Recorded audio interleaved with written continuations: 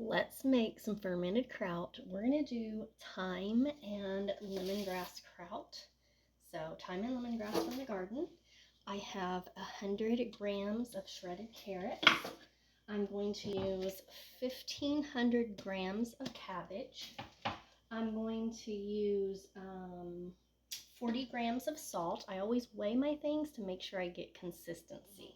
Because if you say 3 tablespoons of salt, was it ground? Is it fine? Is it coarse ground? It varies a lot. And then we're going to use 300 grams of either summer squash or zucchini.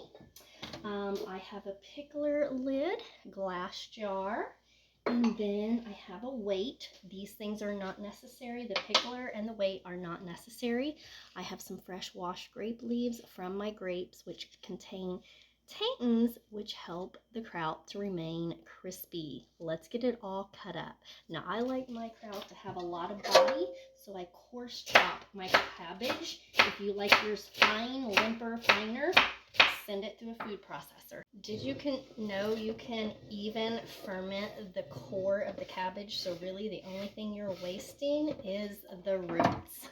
The reason why I weigh is I go by percents. Different vegetables require a different percentage of salt to ferment. Now the ideal temperature to ferment is literally 60-65 degrees. That's way cooler than my kitchen.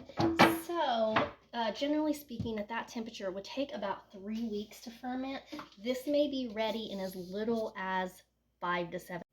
Fermentation is so good for probiotics, better than any probiotic that you could buy on the market. It's going to have tons more strands of good bacteria for your gut.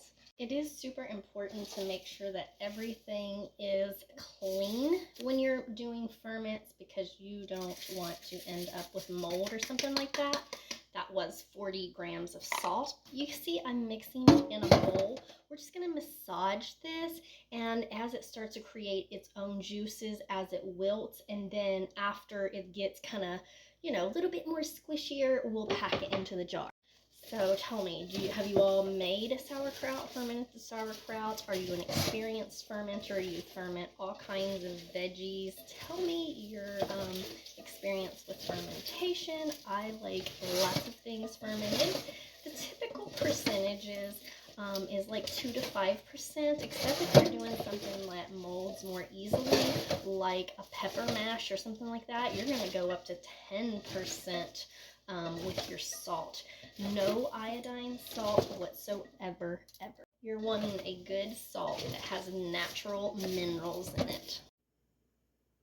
No wimpy kraut here.